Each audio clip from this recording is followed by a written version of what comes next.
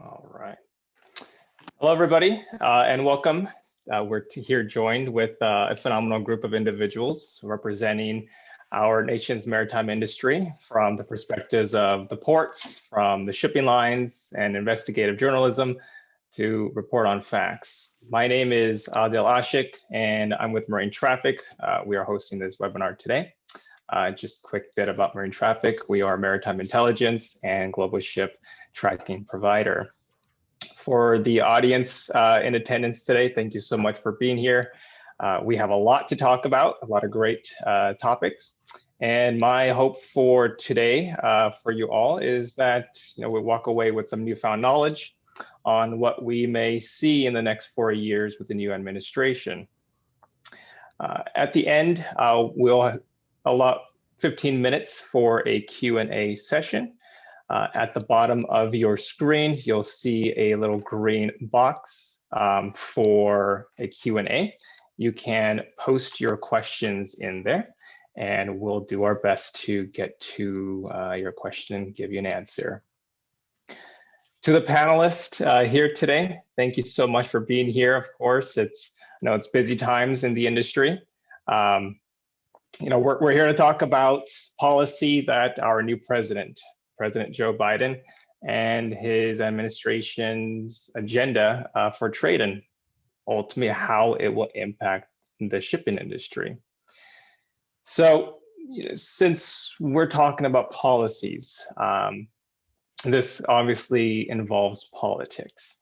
And a big hot topic of the months have been around the presidential agenda and the filibuster. So to start, I wanted to just get a quick show of hands from the panelists on your personal opinion about the filibuster, because this can either make or break certain agendas. So quick show of hands if you have no comment to provide. Show of hands if you believe that it's probably a good idea to reconsider the filibuster in order to get things moving. All right, and show of hands if you believe there's no impact, does it really matter? All right, Lori. So I appreciate that. For the audience, just want to let you know, one of our panelists from CMA CGM, Mr. John Rail, he's having little technical difficulties with his camera. So right now, we can't see his feed, but we hope that it could get resolved sometime during our conversation here. So wanted to just move on to introductions and present our panelists today. So I'd like to start with Ms. Lori-Ann LaRocco. Ms. Lori is Senior Editor of Guests for CNBC Business News. Ms. LaRocco's specialty is in politics and, of course, shipping and trade.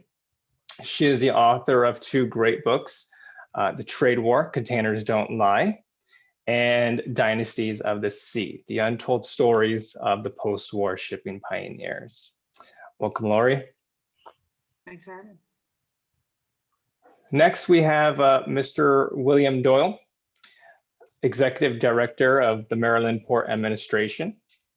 Mr. Doyle oversees and manages the Helen Delic Bentley Port of Baltimore's 6 state-owned public marine terminals. Prior to his appointment at the MPA, Mr. Doyle served as a Federal Maritime Commissioner from 2013 to 2018. And has also sailed for nearly a decade as a merchant marine officer. So great to have you here, Mr. Doyle. Thank you. On the other side of the country, we have Mr. Mario Cordero, Executive Director at the Port of Long Beach. Mr. Cordero served as a member, Vice President, and President of the Long Beach Harbor Commissioners for over 8 years. Before accepting an appointment from Mr. President Obama to the FMC, the Federal Maritime Commission. He also served as chairman of the FMC from 2013 to 2017. So nice to have you here too, Mario. Thank you. Last but not least, Mr. John Rail. Mr. Rail is a graduate from the California Maritime Academy and who too sailed as a merchant marine officer for nearly a decade. After his sailing career, John joined APL, where he served as manager of operations for their terminal in Los Angeles. Mr. Rail currently serves as Senior Marine Operations Manager for CEMA, CGM North America. So thank you for being here, John. Thank you, Adele. So let's get the first order of business going. So I like to bring up a recent poll, which we conducted last week on social media, Marine Traffic, where we asked participants a question. And I'm going to bring up my screen right now. And the question that we posed was, what do you think the impact of this new trade policy will be on the shipping industry? And these were the results from our poll. So for the panel, Lori, I'll start with you. Based on these results here, it looks like higher costs was the biggest opinion made by individuals out there. And so, are you surprised about these results? Do you think this is something that was expected? I think it would be expected. I mean, last week we at CNBC, my colleague Kayla Tausche interviewed Secretary Buttigieg. And one of the first things out of his mouth was looking at putting on a mileage tax. That would actually penalize folks that have to commute to work. When it comes to government and when it comes to quote improvements, things of that, it's just an automatic knee-jerk reaction to talk about pay fors. How are you going to pay for this? I was on a panel last week and I spoke with a lobbyist who is helping push through the bill, and he was in favor of a gas tax. Mm-hmm. So I think that the audience here is dead on in terms of, well, what is it going to cost me in terms of any type of improvement?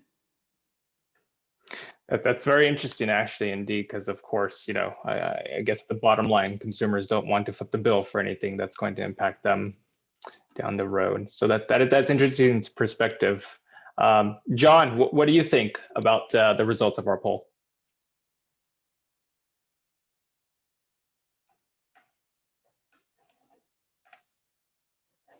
John, do I have you?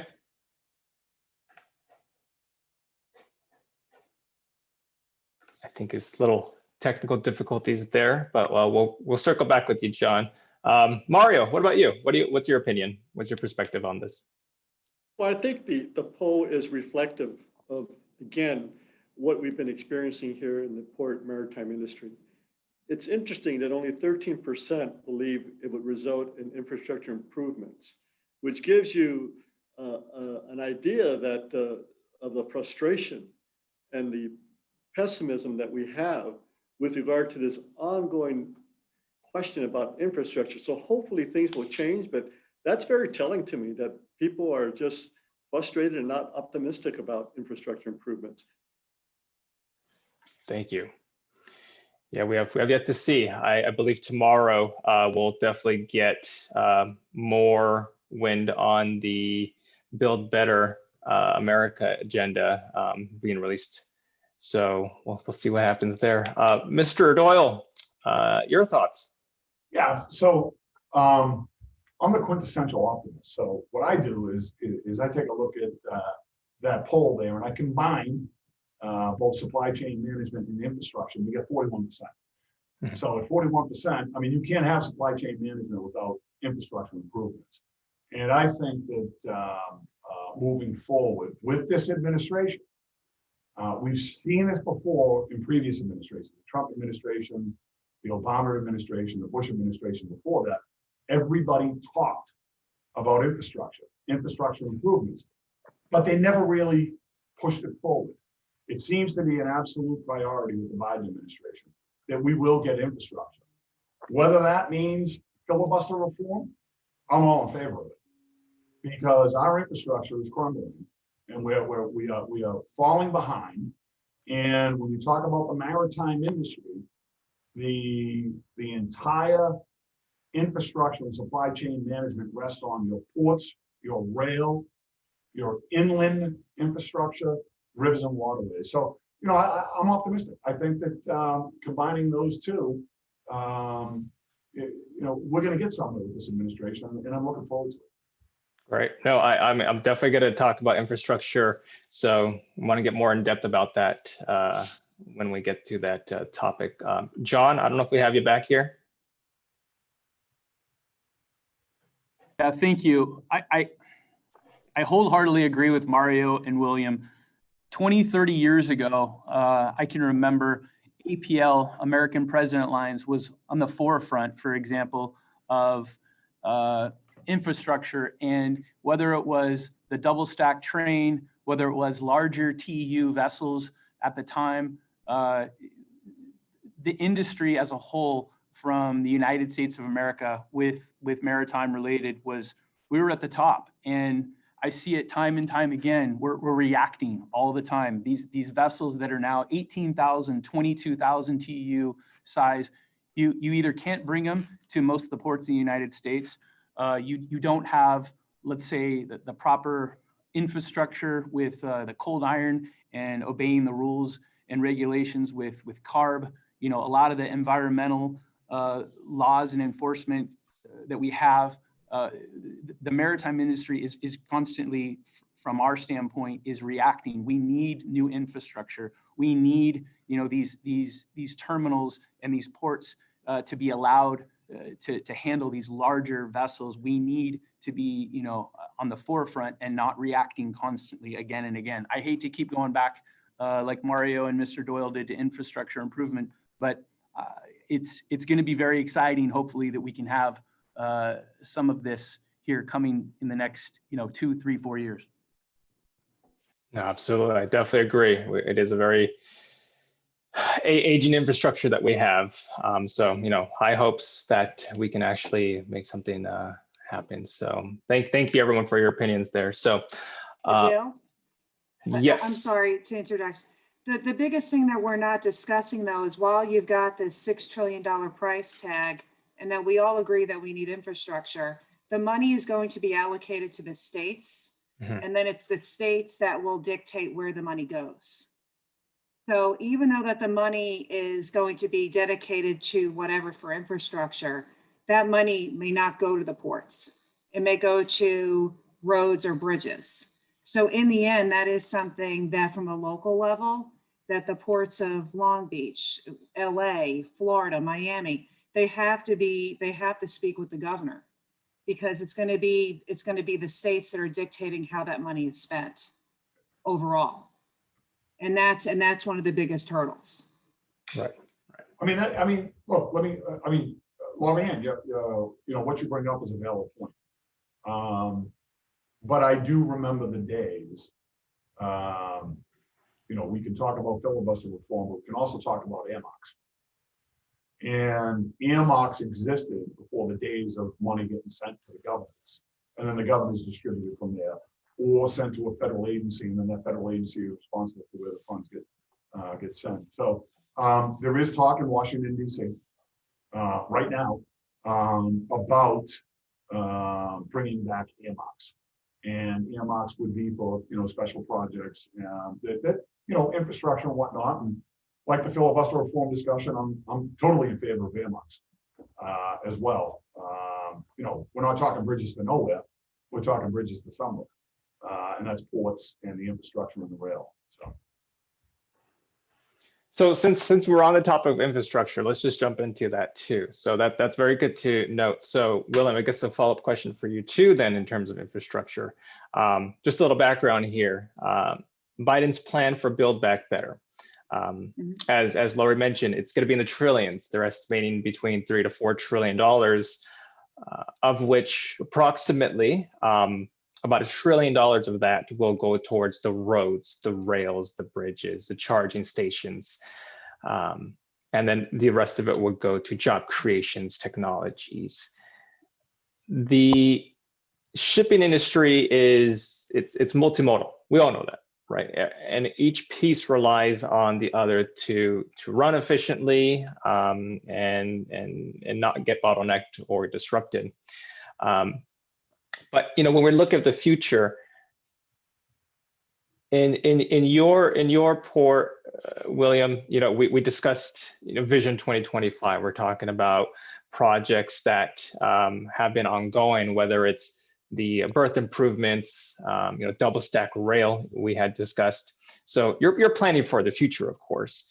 So with the possibility of funding towards our infrastructure becoming a reality, which we all hope for, where else should we focus our efforts? If the money goes to the state level, I guess from your perspective in your region, what else do we need to look at so that we can start handling higher increase of cargo volumes from a post-COVID world and help our aging infrastructure? I think the infrastructure, when you take a look at the maritime community as a whole, especially on the East Coast, I mean, because the East Coast, we're a population center. So when you're, the population over for the United States of America, as far as the crow flies, it's that mid-Atlantic to the Northeast and the South Atlantic, out to the Great Lakes. Okay. A lot of the way that the supply chain is set up is you're on trucks. So you have a truck back and forth, and then you have rail. I think that when you look at the infrastructure on the East Coast, and I'll even throw in the Gulf Coast, a lot of it's going to rely on the dredging. You're going to have a lot of dredging and maintenance dredging that will continue into the future because of the Panama Canal, the expansion, and perhaps maybe a fourth expansion. So you have that. Then you have your roads, the East Coast, I-95 corridor, and all of the east-west roads, need to be continually rebuilt. And then you talked about the Howard Street Tunnel. For the Port of Baltimore, and a lot of people in the world don't understand this. I'm going to try and explain it as quickly as possible here, is that the I-95 corridor, the eastern seaboard of the United States of America, can't double stack containers through that entire corridor and never could. So what I mean by double stack is container comes off the ship, it goes on the rail. There's one level. You put a container on top of it. That's double stack. You can't do it because of a tunnel in Baltimore. That tunnel in Baltimore is called the Howard Street Tunnel. That tunnel was built in 1890s. So we right now in the Port of Baltimore in the state of Maryland, we are 14 days away from the comment period ending and get our finding of no significant impact. Our public-private partnership between the state of Maryland, CSX Railway, and the federal government will break ground in September for double stack.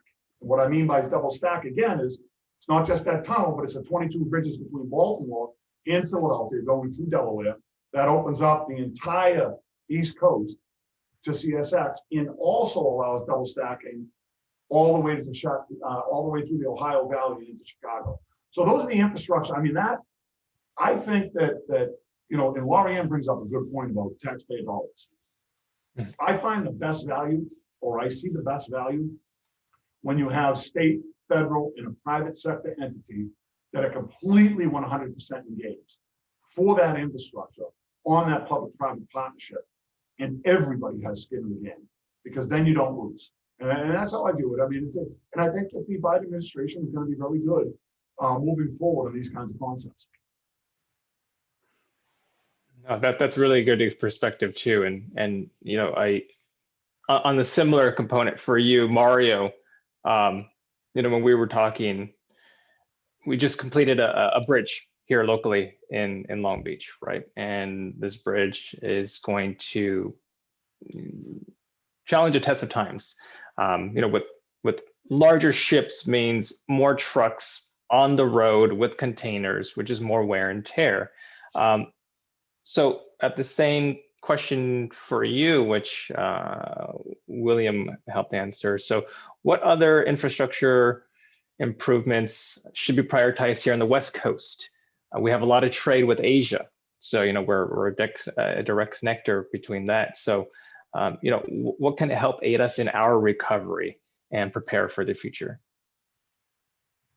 Well, first of all, Adil, as you know, our bridge goes to everywhere. There's not a congressional district in the mainland United States that can't say they received a container or has sent a container that goes over this bridge. But I think the two areas that I think when we talk about infrastructure that's key for the port is rail. Bill mentioned on his end, the double stack project on the West Coast. Rail is essential. I mean, the good news is we have a very good rail infrastructure. However, again, the continuing need to put containers on dock, that is, as opposed to trucking them out in terms of long distance, is for us a priority here. So I think rail is the number one infrastructure kind of priority in terms of funding. Second would be the funding for software, hardware, basically technology. I think, again, technology is the future here in terms of what we need to do. As I reference, the Amazon state of mind, which is, again, predictability, reliability, time is of the essence. So to move towards an efficient model by use of technology, I think it's also a priority at the top of the list. So since you brought up the Amazon mindset, we also discussed 24/7 operations. And if you could talk a little bit more about that for our audience too, of what you meant by that, please. Well, I think we all agree that trade is a global operation. And we all agree that the epicenter of manufacturing, the global epicenter, is in fact China and Asia. Nothing's going to change in the short term or long term as it relates to Asia. So when you look at that region of the world, that part of the world, they operate 168 hours. It's a 24/7 week in terms of how they operate, 24/7 manufacturing, 24/7 marine terminal operations, and 24/7 the international carrier movements. So what happens when they come to the United States, particularly at the nation's largest container gateway here in the San Pedro Bay complex? We're not 24/7. So it was interesting that the annual TPM conference that we hosted here virtually in Long Beach, the CEO of the O&E, Jeremy Nixon, in fact, referenced that and basically implied, if in fact stated, that the answer to some of the bottlenecks and congestion has to be, in part, a new mindset, a 24/7 operation. And for those who doubt that, I could just say the game changer in one word: Amazon. Amazon has been a game changer, including how they operate. Oh yeah. Yeah, absolutely. Yeah. I mean, in terms of, on demand, I'm sure Exactly. the expectation. Yeah. Speed to market. Speed to market. Exactly. So, with that type of mentality from a consumer standpoint too, we're just so used to it. We would like to see it in our everyday, even for businesses. I'm sure we want to get things as fast as possible, no inventory shortages. So question for you, John. We'll talk more on the Suez Canal, of course, towards the end, but what just recently occurred, the whole world was watching. And there are uncertainties still of what that domino effect, that ripple effect will be because of those vessels which were sitting stagnant for some time. But from a shipping line perspective, what areas should, or do you believe the administration, maybe together with the shipping line, maybe that public-private partnership, explore in order to have a contingency plan to mitigate the risks if something like this occurs again with another trade route? What are your thoughts on that? Well, I can tell you this is a conundrum. I've enlisted a lot of colleagues' opinions, what do you do should this happen again? We saw the bottleneck of vessels collect and nowhere to go, right? We can look after the fact and say, would have been cheap insurance should that evergreen vessel had one tug as an escort throughout the Suez Canal. Most of the shipping companies are employing an escort tug should wind, come up and that situation happen. However, what do? Do you go the long way around, right? I mean, most shipping companies reacted to stop sending things that way as much as they could with diversions. But at the same time, you had a tremendous amount of vessels plugged up. I'm hearing numbers in the form of $9 billion a day. So is it conceivable to have a rail system in that part of the world with linking to Port Said? I don't know, but I would like to see the shipping companies more adept to be involved with projects when we talk to infrastructure. Right in Mario's backyard at the Port of Long Beach is Long Beach Container Terminal.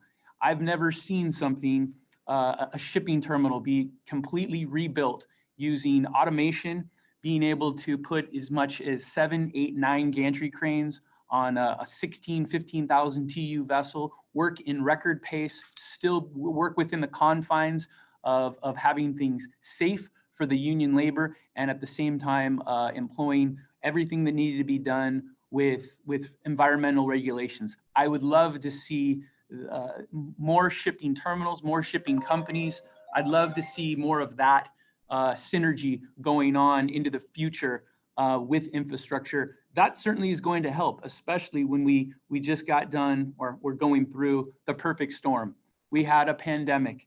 We've had situations here in the United States. I've never seen weather. I'm not sure if it just wasn't reported as much as now, but I mean, look at what happened to the UP and BNSF railroads with everything that happened in the heartland with Houston, with Texas. So again, all of these situations are opportunities. I think we're getting much better.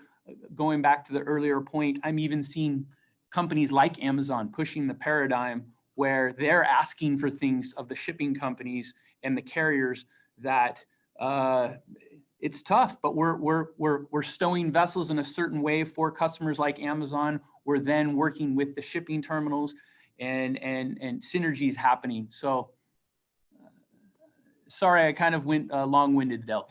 No, not at all. I think there's a lot of great information there. Any comments from Mario, Bill, Lori on what John mentioned?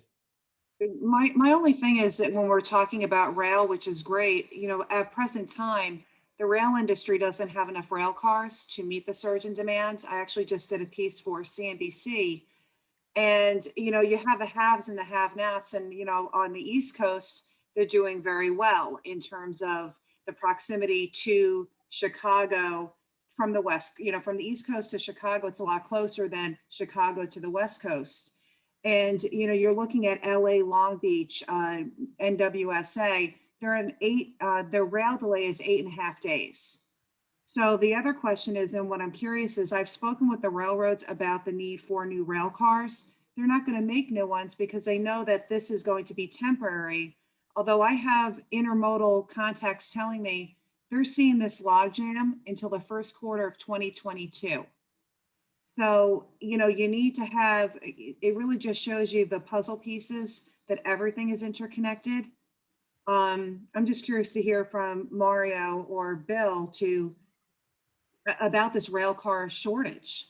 I mean, there's only so much you can do. There's not enough to move the tremendous demand that we have. That's a great point, Lorianne, because again, I have spoken to both Class 1 railroads here recently, and here in Long Beach, of course, or San Pedro Bay, that's BNSF and UP. So I've addressed those issues with the respective railroads. And of course, the key here is, as much as has been written about in terms of some of this congestion and bottlenecks, I think what you just brought up is an excellent point, because the intermodal aspect is problematic. Now, of course, they will say the weather was in part a factor, And the other big factor is, of course, the repositioning of the empties. But I will say, things have improved in the last week and a half, but nevertheless, that doesn't negate the fact that the equipment issue is a big component, whether it's chassis or rail cars. So that's a great observation on your part, and I agree. So in terms of the administration's agenda, there was a lot of language around improving and promoting long-term U.S. supply chain resiliency. Of course, rail is a big component about that too, but I want to focus a little bit more on the shipping aspect of it. And Lori, and back to you, you were following, and you have been following, the U.S.-China trade war for some time now, and we've seen the consequences of these, these tit-for-tat tariff slaps on each other. So far, Biden hasn't really stepped away from, removing some of those tariffs. But of course, he, as we know, prefers more diplomatic solutions to kind of rectify these concerns. So, broadly speaking, for shipping, because now we're going to get trade coming back to the U.S. with increased manufacturing, COVID and vaccinations is starting to really roll out. So what do you believe we'll see in the coming months or years in terms of our relationship with China for exports coming inbound to the U.S.? I think that the beginning of the tea leaves that we saw was the first meeting that we saw in Alaska between the two governments. I have spoken with the White House as it relates to the 232s versus all the tariffs that have accrued over the trade war, and they're reviewing all of them. Based on my discussions and also the recent actions with the USTR, where they're looking to, they've opened up comments as it relates to the digitizing, the Digital Act over in the UK with the tariffs. They're going hard nose.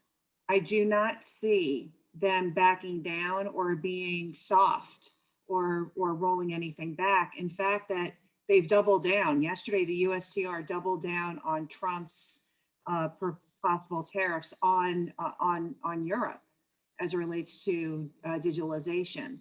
When it comes to trade coming back here, we saw more trade diversion go to Vietnam. Vietnam was a huge winner in the trade war. Last year, based on containers, NDS Global tracked everything. Based on the global trade, Vietnam beat out China in terms of the amount of exports that they put out. And you saw that diversion because all American manufacturers, they didn't come back here. They went to Vietnam. It's also very costly here. I mean, that's why we don't make containers in the United States. There's a reason why companies move elsewhere. So I don't see anything changing anytime soon.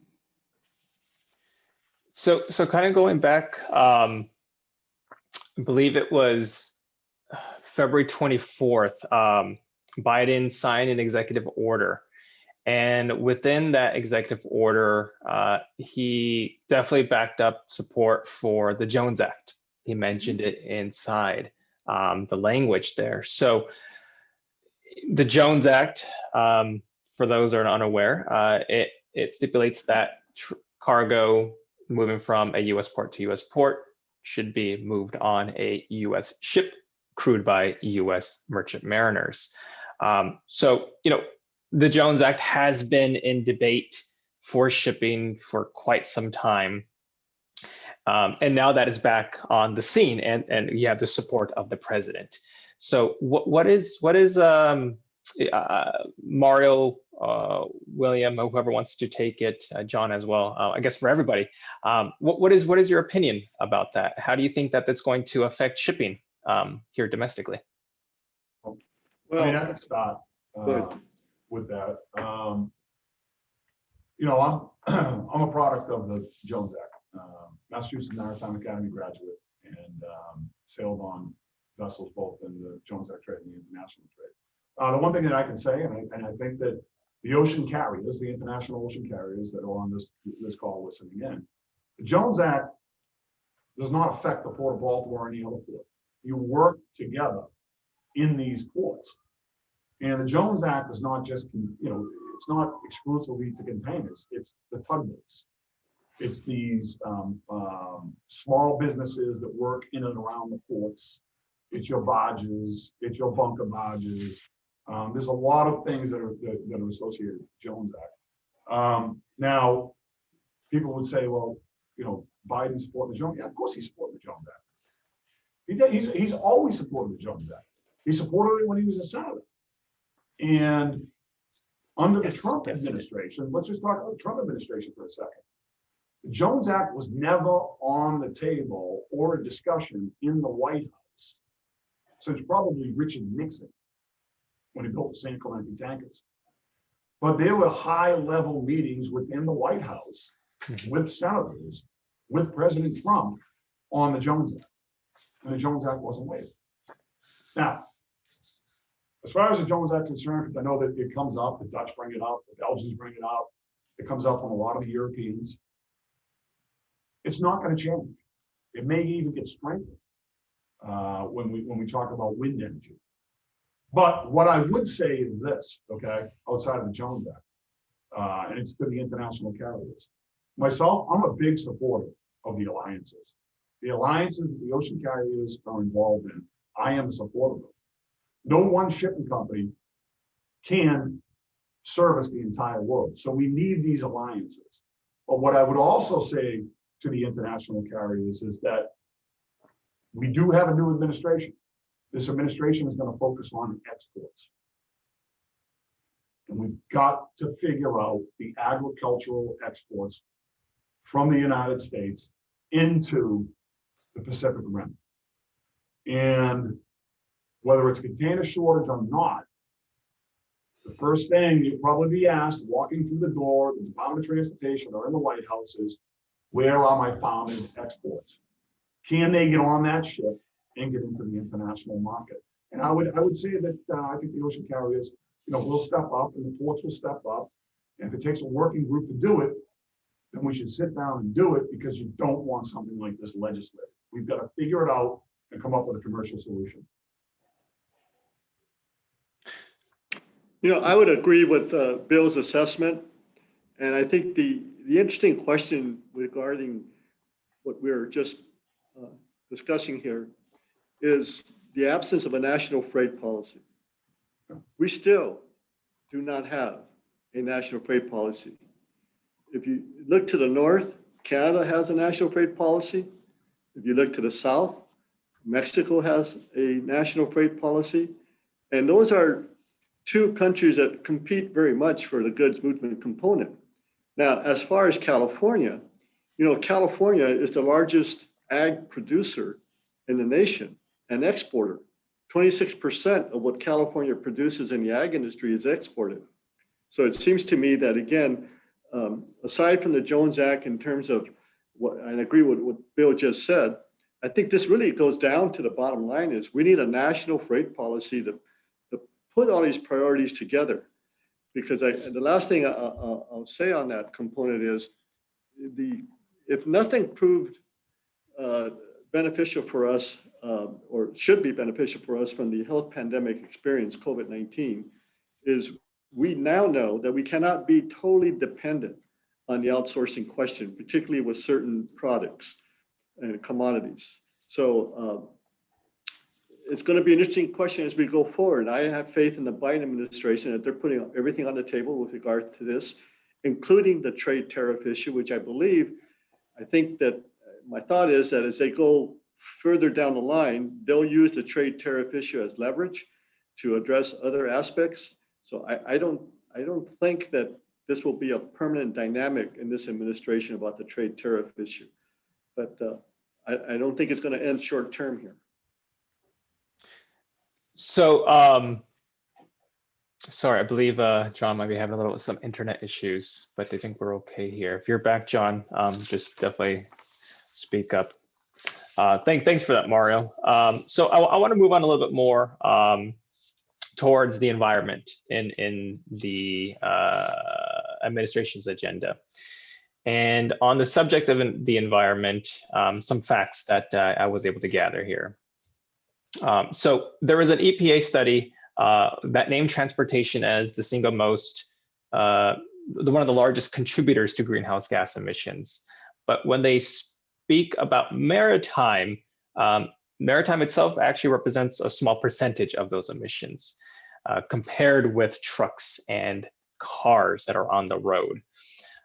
If we look back at the start of 2020, in January, the IMO 2020 went into effect, and that put a limit on the amount of sulfur that is used in marine bunker fuels, and with the goal of reducing shipping emissions by 50% by 2050. Biden's own plan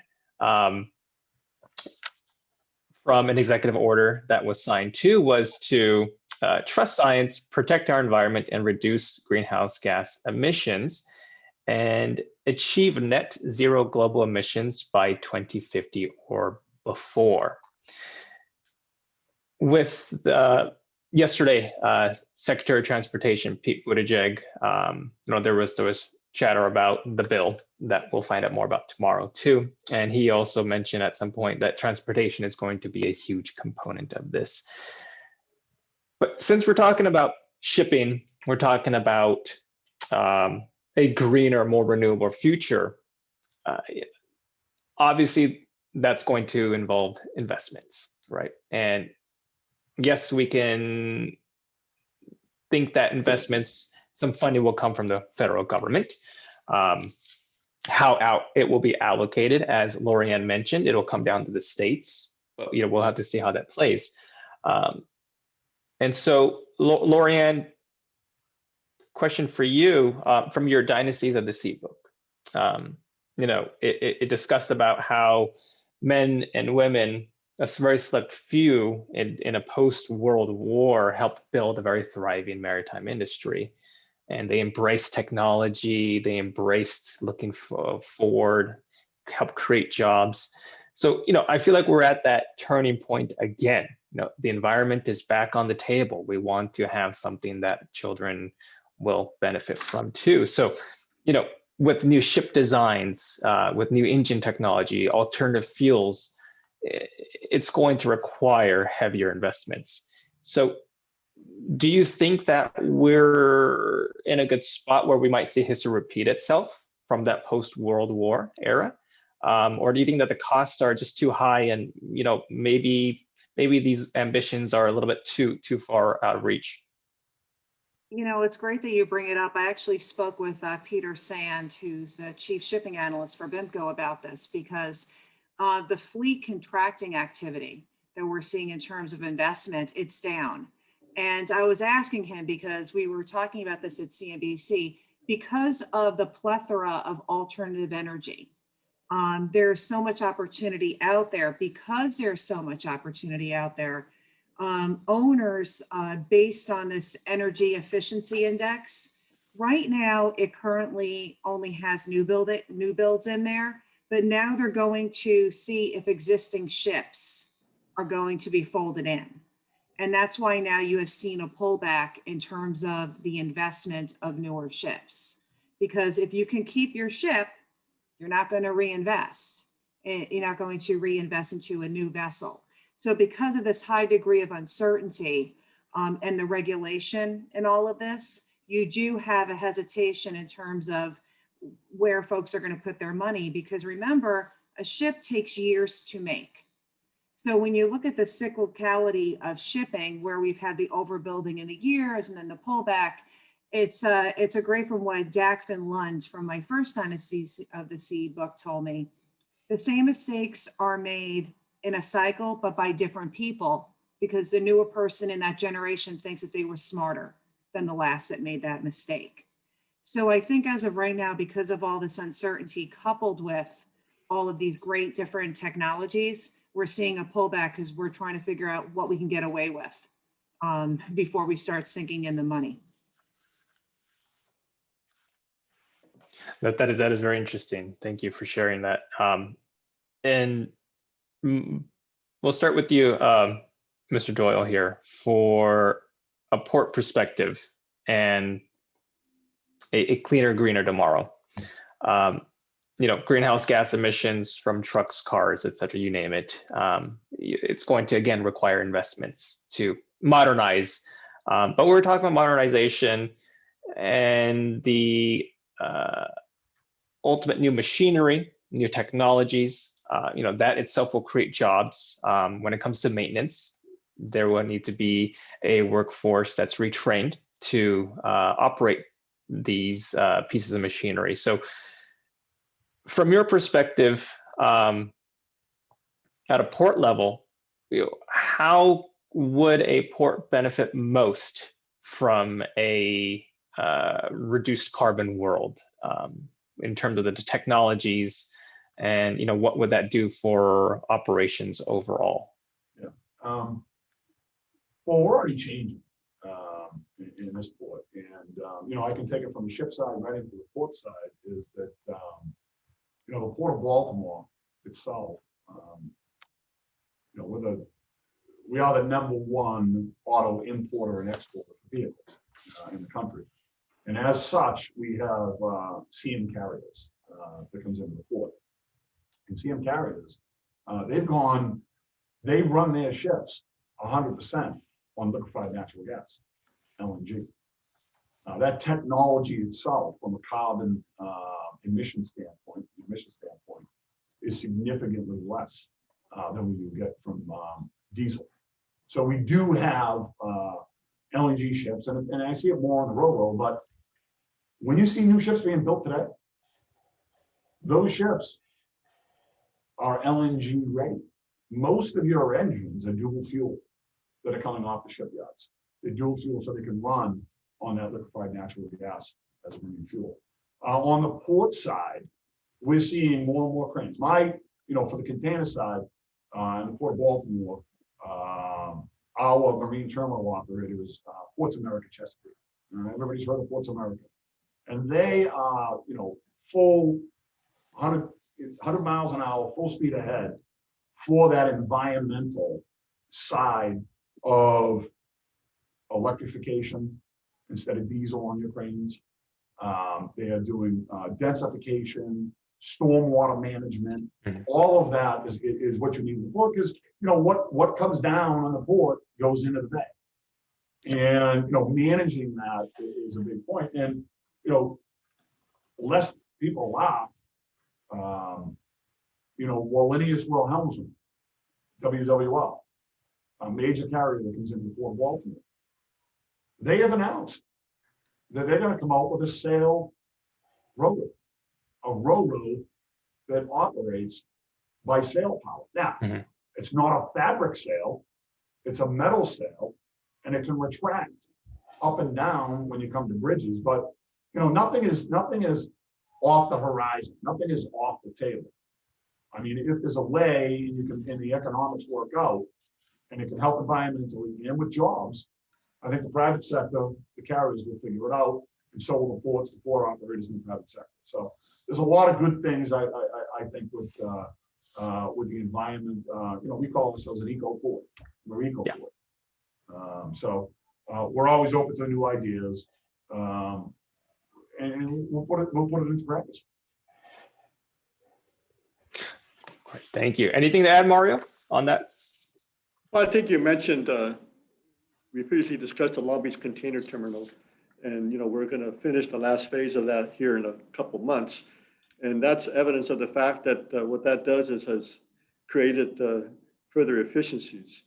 And I think with regard to the whole issue of transportation, it's upwards of 40% that the transportation sector accounts for greenhouse gases. So here at the Port of Long Beach, as you may know, together with the Port of LA, we have the Clean Air Action Plan of 2017. We've set a goal to be zero emission as it relates to cargo handling equipment by 2030. And Long Beach is already 15% of our cargo handling equipment is already zero emission, 15%.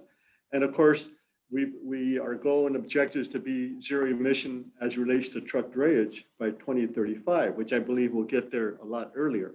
So I think, again, from a port perspective, I think here at the Port of Long Beach as the Green Port, we have proven, beginning with our 2006 Cleaner Action Plan, that the environmental question in terms of reducing emissions is on par with economic and business growth. So I think we will continue with that mindset. And as a matter of fact, I would say it's a global mindset. I mean, ports all over the world are talking about climate change and what they're going to contribute towards this in terms of being a factor here in a positive way. Thank you. Thank you for that. I appreciate that. It's really great insight. So we have about 10 minutes remaining. And so I figure it's a good time for us to jump to Q&A sessions here. So a lot of great questions have been coming in. And I see a lot about the Suez Canal. A lot of individuals are definitely interested. And I'm going to share a screen because I hope that this answers the majority of those questions. And just to get everybody's thoughts here too. So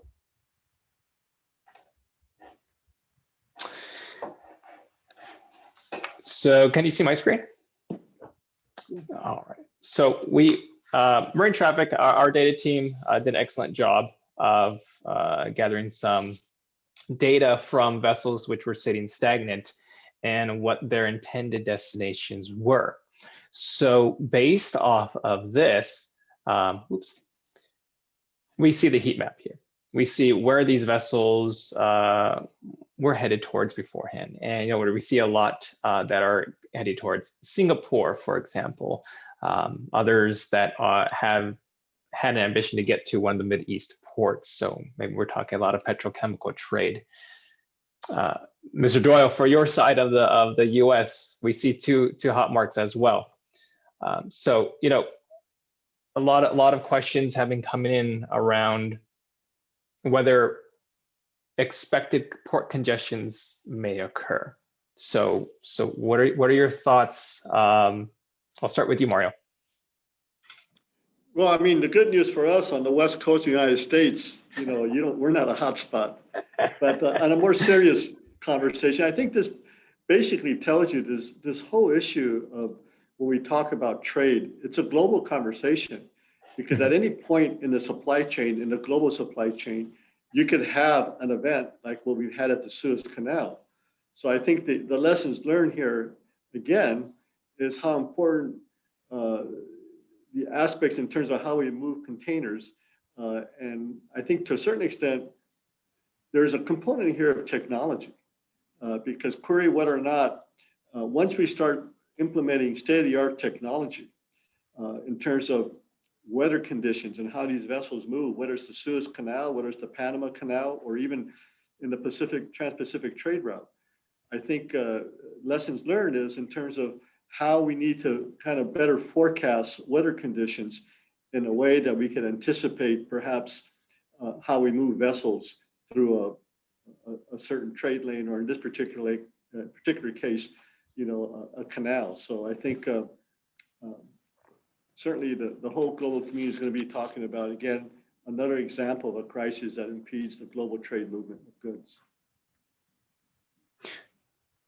William, what about you? What are your thoughts here? Well, I mean, the first thing I'd like to say is that, I really want to hand it to and give credit to the Suez Canal Authority. They did a really good job, managing the situation.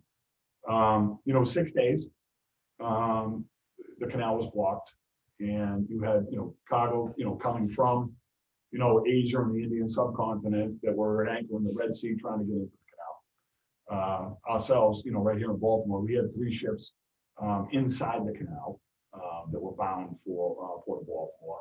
We had 5 or 6 on the Mediterranean side coming into the canal that were delayed. But, short term, I think is an upset right now. You have a short-term lag. The Suez Canal Authority, they expanded that canal in 2014. Yes. It was widened in several places. And if you take a look at the daily average over the past couple of years, it's about 51 ships per day going through the Suez Canal. But it was built in 2014 to have as much as 101 ships per day going through the canal. Well, the demand hasn't had that yet. But we're going to see in the next few days with the 300 and something vessels, you know, that are delayed, whether or not they can do the 101, you know, ships per day going through the canal. And, you know, just a little piece of history here is that, you know, the 6 days war between Israel and Egypt, you know, it was called the 6 days war, but that canal was shut for years. From 1967 to 1975. 15 ships were caught in between that canal. So, you know, look, we got a resilient, you know, supply system. We'll make it work one way or the other. The economics will make it work. You know, I think it's short term. And, you know, I got to hand it to everybody that was involved. It was a tough situation. And again, I came from the dredging industry. Thank you, dredges. The dredges, when they get on site, it only took 3 days to get that ship dislodged. So congratulations to the dredges that went into the Suez Canal. Thank you. No, absolutely. It is a major trade route to cut transit times for many shipping lines. In this other screen here, so our data team at Marine Traffic, we also were able to capture the movement of vessels during the blockage, which we now know the Ever Given is freed, who decided to deviate from their intended course, take the long route south of Africa. So, you know, decisions were made. It's going to be longer transit times, possible delays in deliveries, higher fuel costs, etc. Piracy concerns. There are a lot of issues that were going through everyone's heads. So what do you think that the administration, at least, or maybe our industry, what are we going to learn from this? And as you mentioned, Will, you know, the shipping industry will figure itself out. But what are the lessons learned here? I guess I'll open it to you, Lorianne. I think we have to wait to see what happens with the proverbial black box to see exactly what went down. I had the opportunity to speak with the head of the Panama Canal yesterday as this news was breaking that the Ever Given was freed. And we were talking about the give or take and kind of going back to what John said earlier about tugboats, right, leading the vessels through. You know, the Panama Canal, the biggest difference is, and he hit home on it, that the part of the canal that the Ever Given was stuck in is the narrowest part of the Suez. And it's very similar to the Galliard Cut in the Panama Canal. And the Panama Canal takes control of the vessel when they go into the locks. And you've got tugboats that navigate through the narrow portions to make sure that something like this does not happen. So you'll have to actually see, I think, as we figure out if it was overcompensation, did you have sand, you know, that went into the engine, all these factors, I think then they'll have a better chance to figure out exactly what went wrong and what to do. But when I spoke with the head of the Panama Canal, he would not be surprised if they have to go back in there and widen that cut at the Suez. So I think that's something that they're already looking at. And maybe also, as John pointed out, is this something where the Suez has to start using tugboats more? There's a lot of different factors that are still, you know, floating out there. Thank you. So I know we're almost done with our time, but I wanted to ask one more question from everyone here, whoever wants to take this question. So it's from our audience. And so I might be a minute over our allotted window. So the question was, how do all the panelists see the critical seafarer crisis that we are experiencing at sea impacting global trade? We know with COVID, there's been a lot of restrictions and gangway up where seafarers just can't get off their vessels. They can't do their crew changes. So it's been a very complicated area. So, you know, what are your thoughts on how this is going to get cleared up eventually? You know, when will they get vaccinated? And will we see something detrimental happen if we can't get our seafarers off their vessels on time? So well, I'll go ahead. I could say from the, you know, I sailed at sea as an engineer. You know, I know what it's like to be out there. in the fatigue after 120 days under normal circumstances, 4 months out there, it gets pretty stressful. When I look at the seafarer right now, what we're looking at is basically the cruise industry is going to start from scratch, especially here in the United States. So when you have the cruise industry where you have ships that are not manned right now, not staffed, we'll see how that's going to work out because, a lot of your officers are from Europe. A lot of your crew members are from the Philippines. So we've got to staff up those vessels around the world to get that industry up and running again. And that's going to require vaccinations. It's going to require the confidence of the port state control that those ships can sail and interact with your consumers and passengers. It's a long road ahead, but I think we have an opportunity right now, to get a hold of, something that nobody's really talking about is how do you prove somebody's been vaccinated? Is there a database? Do you carry it with your passport? Do you carry it with your shipping papers as a crew member? Well, that's something that, is right in front of us right now. And it's probably something that can be counterfeited too, until we get control of some kind of digital chip that the public and governments can be comfortable with on that COVID vaccination for both passengers in the cruise ship industry and crew members on any type of vessel. That's what I think we're faced with right now during this COVID pandemic. Adil, quickly, you've got 900,000 seafarers where they hail from developing nations that will not have the vaccine until 2024. I know for a fact that the International Chamber of Shipping is speaking with the Federal Maritime Commission to see if ports like the Port of Los Angeles, Gene Soroka told me that they're going to start inoculating seafarers once, their time is up. So you need to have these hubs be able to put shots in arms, preferably J&J because it's one shot, because the vaccination passport and what China is doing right now, not allowing crew members off for crew changes because they don't have the Chinese vaccine, it's wrong. And these men and women need to get home, and they need, from a mental standpoint, be able to have access to this vaccine. I agree. Final thoughts, Mario?